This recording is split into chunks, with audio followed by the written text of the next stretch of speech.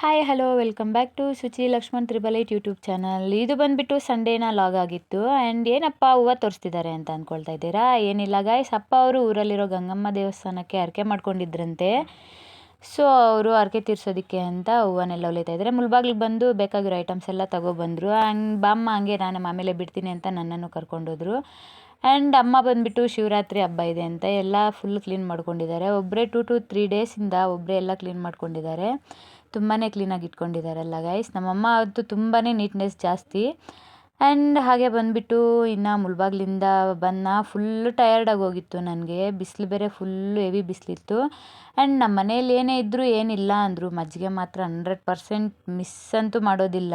ನಾನು ಚಿಕ್ಕವಾಗ್ಲಿಂದನೂ ಅಷ್ಟೇ, ಏನಿದ್ದರೂ ಏನಿಲ್ಲ ಅಂದರೂ ನಮ್ಮ ಮನೇಲಿ ಪಕ್ಕ ಮಜ್ಜಿಗೆ ಅಂತೂ ಇದ್ದೇ ಇರುತ್ತೆ. ಆ್ಯಂಡ್ ಫುಲ್ ಟಯರ್ಡ್ ಆಗಿದ್ದೆ ಅಲ್ಲ, ಸೊ ಮಜ್ಜಿಗೆ ಒಂದು ಗ್ಲಾಸ್ ಹಾಕ್ಕೊಂಡು ಕುಡಿದ್ಬಿಟ್ಟೆ. ಆ್ಯಂಡ್ ನಾನು ಮಾಡೋ ಟೊಮೊಟೊ ಗೊಜ್ಜು ಅಂದರೆ ಅಪ್ಪಗೆ ತುಂಬಾ ಇಷ್ಟ. ಟೊಮೊಟೊ ಗೊಜ್ಜು ಮಾಡಮ್ಮ ಅಂತ ಹೇಳಿದರು. ಇನ್ನು ಸೊ ಬೇಗ ಬೇಗ ಕಟ್ ಮಾಡಿಬಿಟ್ಟು ಟೊಮೊಟೊ ಗೊಜ್ಜನ್ನು ಮಾಡ್ತಾಯಿದ್ದೀನಿ. ಇದನ್ನು ಮಾಡೋದಂತೂ ತುಂಬಾ ಸುಲಭ ಕಣ್ರಿ. ಒಂದು ಸಲ ಈ ಥರ ಟ್ರೈ ಮಾಡಿ ನೋಡಿ. ನಿಮ್ಗೆ ಇಷ್ಟ ಆಗಿಲ್ಲ ಅಂದರೆ ಆಮೇಲೆ ಏನೂ ಹಾಕೋಷ್ಟೇ ಇರೋದಿಲ್ಲ ಇದಕ್ಕೆ.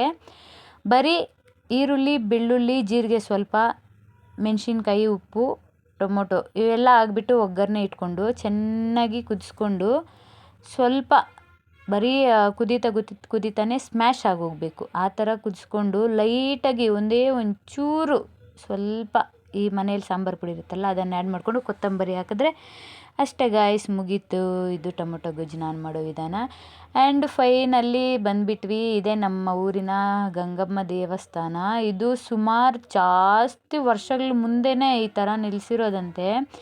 ಯಾರನ್ನ ಕೇಳಿದ್ರು ಯಾರು ನಿಲ್ಲಿಸಿದ್ದಾರೆ ಗೊತ್ತಿಲ್ಲ.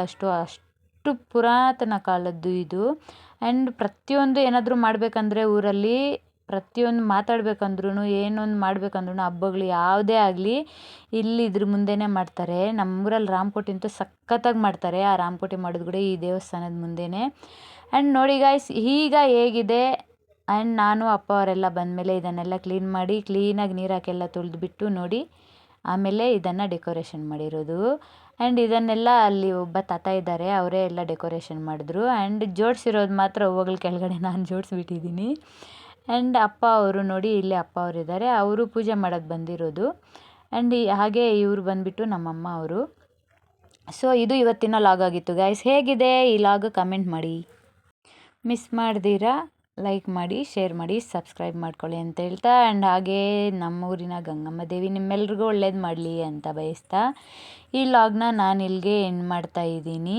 ದಯವಿಟ್ಟು ನನ್ನ ವೀಡಿಯೋಸ್ನ ಆದಷ್ಟು ಶೇರ್ ಮಾಡಿ, ಸಬ್ಸ್ಕ್ರೈಬ್ ಮಾಡಿ. ಮಿಸ್ ಮಾಡ್ದಿರ ಸಬ್ಸ್ಕ್ರೈಬ್ ಮಾಡ್ಕೊಳ್ಳಿ. ನಾನು ಮಾಡೋ ಪ್ರತಿಯೊಂದು ವೀಡಿಯೋ ನಿಮ್ಗೆ ತಲುಪುತ್ತೆ ಅಂತ ಹೇಳ್ತಾ bye bye, take care, thank you for watching.